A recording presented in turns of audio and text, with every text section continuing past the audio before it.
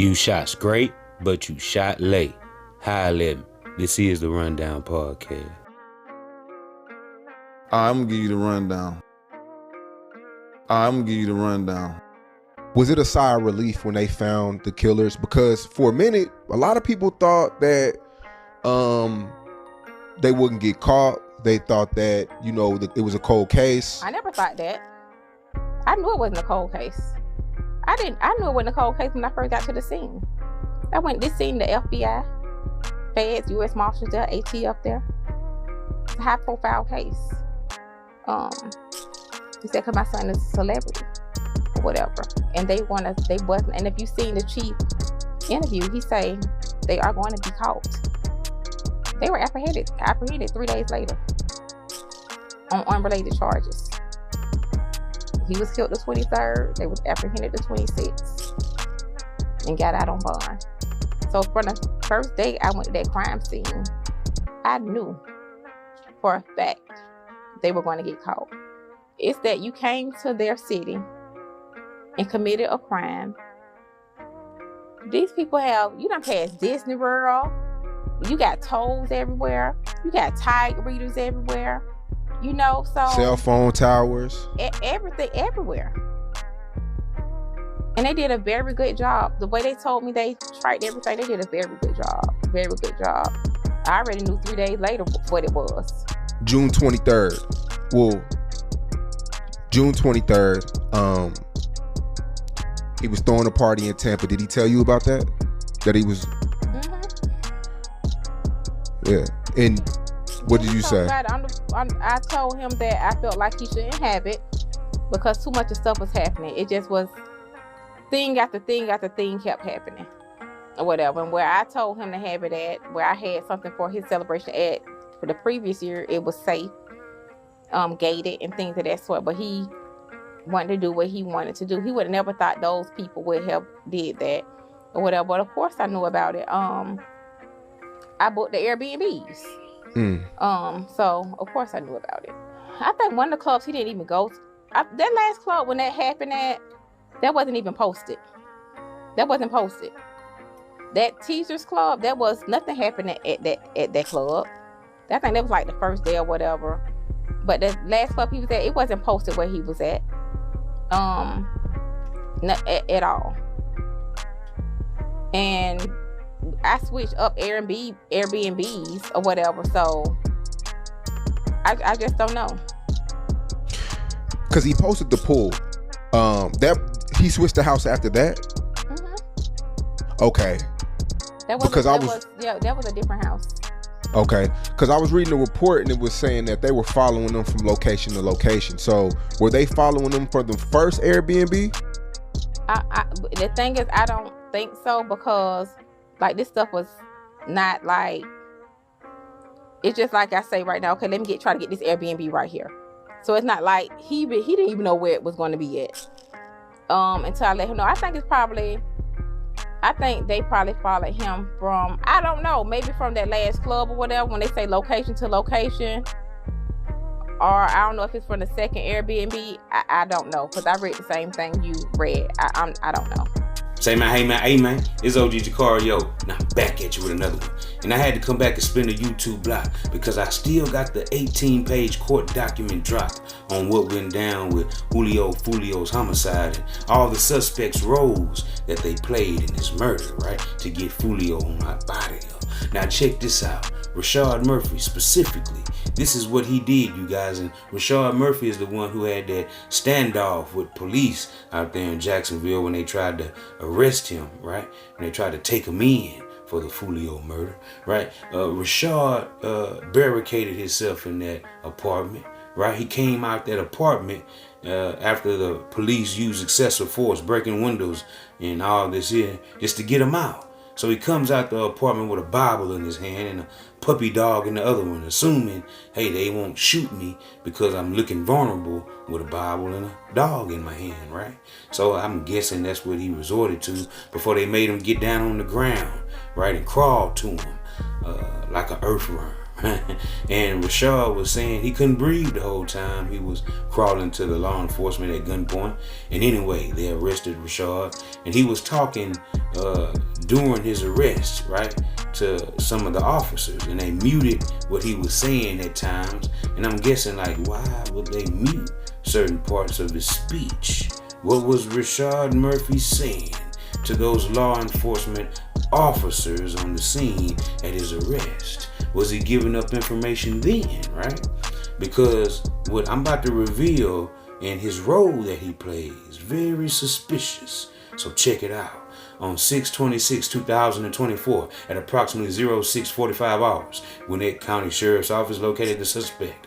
2018 silver Cruise pulling into a hotel parking lot at 5945 Oak Brook Parkway, Norcross, Georgia. Right? So Rashad is in Georgia when he gets caught with that vehicle that was on the scene used in Foolio's murder. Wow. Check it out, you guys. Gwinnett deputies attempted a felony traffic stop to take the vehicle into custody, at which point the sole occupant, a black male, jumped out of the driver's seat and ran on foot, ignoring law enforcement commands to stop. The black male was arrested for obstruction, and he was identified as defendant Rashad Murphy. Rashad Murphy was driving the suspect silver Chevy Cruise seen on the video at the scene of this homicide during its capture in Georgia. Right? Now, what was he doing way down there? Check it out.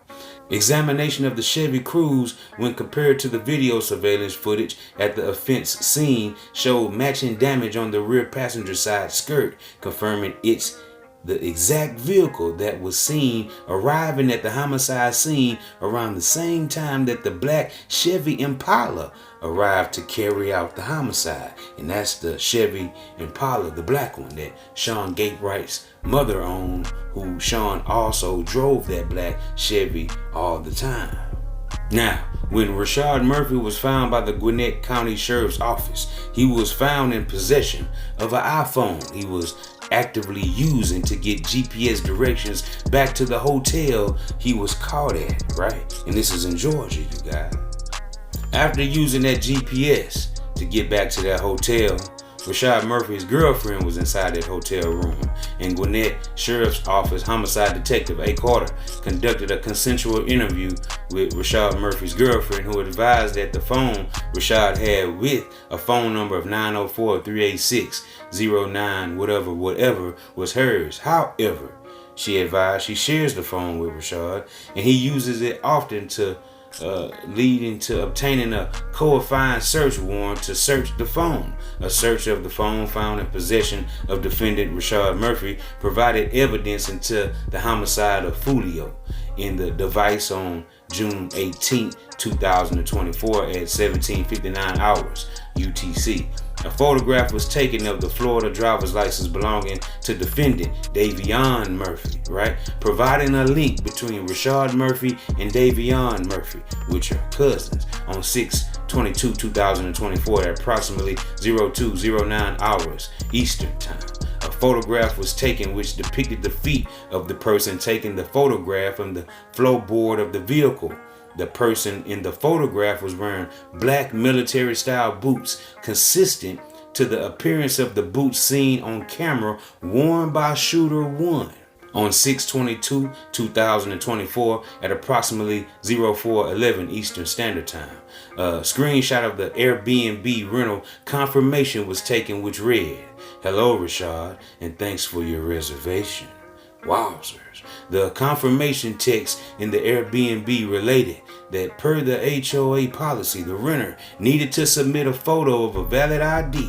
Around the same time, the screenshot of the Airbnb confirmation text was taken. A photo of Rashad Murphy's Florida identification card was also taken. The Airbnb booked under the name defendant Rashad Murphy was identified as a townhouse unit at 3703 Gazebo Pond Drive, Unit 1202, Tampa, Florida. In this location of this Airbnb that the suspects rented, right, guess what? It was approximately 1.3 miles away from the homicide scene where Foolio was gunned down.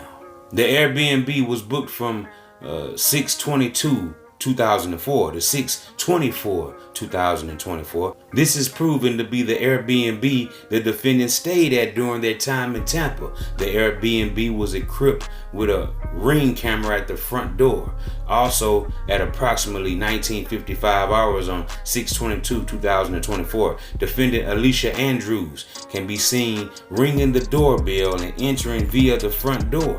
The ring camera is set to capture any motion near the front door, and there were no further activations throughout the evening of 6/22/2024 and going into the day of 6/23/24. The owner of the Airbnb related that there is no backdoor camera. Following the homicide, the first activation on the ring camera at the Airbnb was at approximately 14:09 hours, and it was one of the defendants, Isaiah Chance, stepping out briefly with a champagne flute.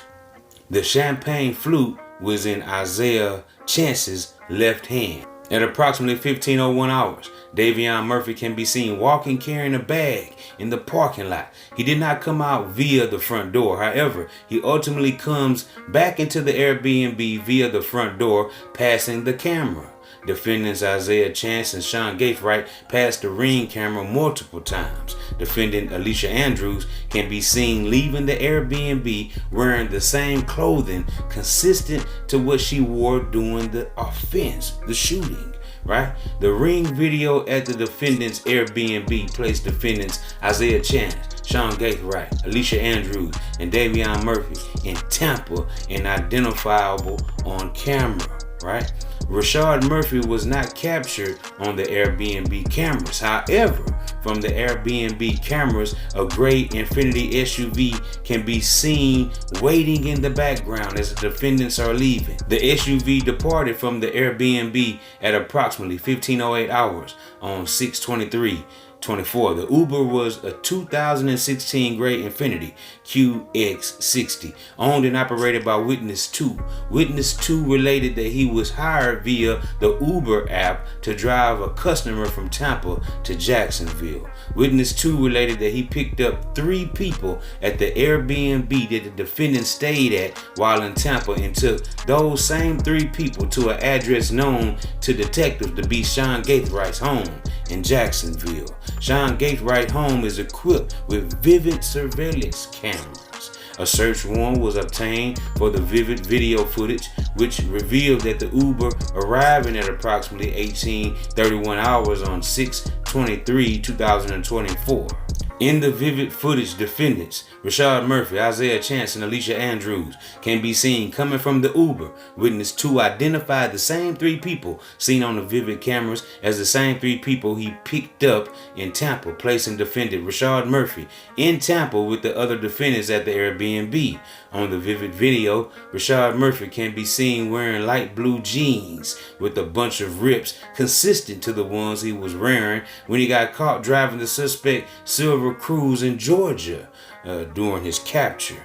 In addition to capturing footage of the Uber arriving post-homicide, the vivid cameras at Sean Gaithright's house captured pre-homicide activity. Wow. Now, these cameras at Sean Gaithright's house showed that him and Isaiah Chance were loading bags, and they were big enough to carry rifles inside of Gaithright's black Chevy Impala in the early afternoon of 6/22/2024, prior to beginning their trip to Tampa. Search warrants were obtained for the cell site data for the phones of defendants Isaiah Chance, Sean Gaithright, Alicia Andrews, Davion Murphy, and a device of Rashad Murphy's girlfriend that Rashad uses. It was revealed Rashad Murphy left his girlfriend's phone in Jacksonville and likely traveled to Tampa with no phone of his own. From the geolocation cell site data of Rashad Murphy's phone, it was determined he made a stop at Walmart in Jacksonville the night before coming to Tampa on 6/21/2024 at 2224 hours. Video was obtained from Walmart that showed Rashad Murphy identifiable, and in this video he was wearing all the clothing consistent with Shooter 1, who fired the Glock switch pistol. Rashad Murphy was wearing a dark black hoodie, long dark black jeans with a rip in the left knee, blue leather belt, and black military style boots. It should also be noted that Rashad Murphy is verified to be left-handed, which is consistent with Shooter 1, who utilized his left hand in the video surveillance from the homicide location. Isaiah Chance's phone was not as active since he primarily used Alicia Andrews' phone during the surveillance and tracking of the victim's vehicle. However, it too tracked from Jacksonville to Tampa. Chance's phone tracked to 15 Hillsborough on 6/23/2024. At the same time, the Silver Cruise hit an LPR there, a license plate reader. Chance's phone also tracked to the homicide scene at the same time that the Cruise was seen on camera there. Chance's phone was in the vicinity of the Airbnb at the same time he is seen on the Ring camera there holding a phone. Chance's CDR cell device records shows communication from his phone to the phones of all the other suspects throughout the homicide weekend, to include Rashad Murphy's girlfriend's phone. A Cash App subpoena of Chance's verified Cash App account, Mr. Rich Off War, revealed around the same time the Airbnb confirmation screenshot was taken on Rashad Murphy's phone. A charge of $361.16 was made on his Cash App card paid to Airbnb. It appeared that even though the Airbnb the defendant stayed at was booked under Rashad Murphy's name, it was financed by Isaiah Chance's Cash App account. There was evidence that Rashad Murphy likely didn't have his own phone during his time in Tampa. The iCloud warrant on Sean Gatebright's phone revealed at approximately 12:58 hours and 13:01 hours on 6/23/24, Gatebright's phone messaged two separate numbers while they were still at the Airbnb in Tampa. One message read, "I'm coming home. My thirst is quenched. I'll pop a bottle of Don Julio today." It was signed Murphy, right? And the other message read, "I'm coming home. My thirst is quenched. I love you." Signed Murphy again. Murphy signed his name to both messages sent from Gatebright's phone, and it was proven Davion Murphy had his own phone. JSO gang detective with intimate knowledge of Charles Jones, aka Julio Foolio, and his 6-block gang know that sipping on Don Julio is intended as disrespect to Charles Jones himself, known as Julio Foolio. And more information involving this Airbnb that the suspects rented, right? A search warrant of Alicia Andrews' verified Instagram account, "Oh, that's red," revealed messages sent on 6/21/2024 asking someone to book an Airbnb for her in Tampa, Florida for 6/22/2024. Andrews asked for something with 2 bedrooms, showing that Andrews was trying to get someone else to book the Airbnb in Tampa under their name. However, it was ultimately booked under Rashad Murphy's name. Now check this out. In the clip that I played in the beginning, Foolio's mom did an interview with Say Cheese, and she says that she booked Foolio 2 different Airbnbs. Now this is new information to us because we thought that Foolio only had that one Airbnb where he had his pool party at. But indeed, he had the pool party at one Airbnb. That's the one that he probably didn't even get kicked out of. But it's seeming like when he got to that second Airbnb that his mother booked for him, that's when he got kicked out for being overcrowded at that second Airbnb. So Foolio's mom is telling us that she's not really sure if those suspects tracked him from either one of those Airbnbs that she booked for him. But she says she feels like that the suspects tracked Foolio from that last location, that club, that Truth 18 club that he was invited to by one of those females who kept pressuring him to come at the last minute to this club and party with them for his birthday, right? And she spoke out about the whole situation, saying that she wouldn't set up Foolio or nothing like that. But those killers were in that parking lot the whole time, you guys, following and tracking and keeping eyes on Julio Foolio till he got back to that Home 2 Suites where they ultimately ended his life. So there you have it. According to the court documents, this is what Rashad Murphy's role was. And this is everything that he was alleged to have did that day that Foolio lost his life, right? And leading up to the events of Foolio's demise, right? So Rashad Murphy was caught with that silver Chevy Cruze in Georgia right after the hit on Foolio. And we have to ask ourselves, why was Rashad Murphy in Georgia? Now, I've seen a topic of discussion that maybe he went to Georgia to go pick up the payment on, the hit that they did, right? And many people are saying that because, some of Foolio's ops are definitely in Georgia. And we're not going to say any names right now and incriminate nobody or even assume, right? But everybody in the streets is talking. And they're saying that, yeah, Rashad definitely went to go pick up that money that they were owed from that hit, right? And they didn't want to leave any wire transfer evidence. They didn't want to make any cash app payments of all this money that, was owed to the shooters. So maybe Rashad went down there to go pick up this bread that the shooters were owed, you guys. Now, that could be a big possible reason why Rashad Murphy traveled way to Georgia, right? To go, hide out for a couple of days. But then he came back to Jacksonville and barricaded himself in that apartment. That was dumb. If you got the bread, why don't you just stay away? You see what your kinfolk Davion did, Rashad. And with Davion Murphy not being caught yet, you have to wonder, did Davion receive some sort of payment? Because if Rashad did go out there to Georgia to go pick up that money, like many people are claiming, right? That could be the only reason he went out there, right? He got locked up when he was out there in Georgia. So I'm pretty sure he couldn't, get booked with all that bread on him. So who had to keep the payment, for Rashad if he had received any type of money? Well, it could have been the girlfriend that, was there with him during the time of his arrest that kept the money safely for Rashad when he got out of custody in Georgia, because when they found him, he was back in Jacksonville, right? So it leads me to think that, he came back to Jacksonville to indeed pay off all the shooters that were involved in the hit on Foolio, allegedly. And also with the surveillance video footage of Rashad Murphy at that Walmart wearing the same exact clothing that he had on during the shooting in that surveillance footage at Home 2 Suites. That's kind of crazy, you guys. And also with Alicia Andrews wearing the same exact clothing that was in that surveillance video, right? That's also kind of nasty work as well. Like, why were these suspects still wearing clothes from the day before? Wowzers. Yeah.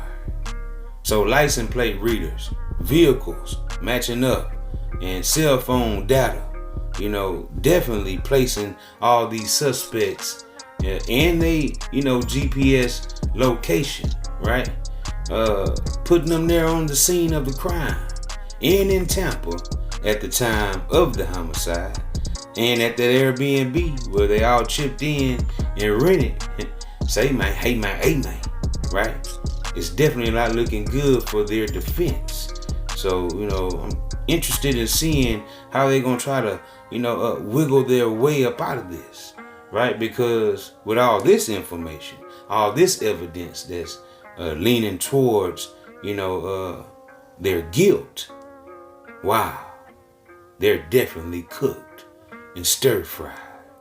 Now, well, this is everything that, that the court documents is saying so far, and all this is alleged, right? This is the timeline of what they said and how the events unfolded that led to Foolio's demise. So y'all keep it locked to OG Jucario TV for the latest in hip-hop and rap and celebrity news. You're watching the Rundown Podcast. I appreciate everybody for spinning with me. I appreciate all my subscribers for sliding with your boy every time. And say, man, hey man, keep hitting that like button, keep hitting that subscribe button, and look, turn on post notification so we can slide whenever I get the drop. You already know what it is, man. It's deeper than Buddha, you hear me? And guess what? I'm gone.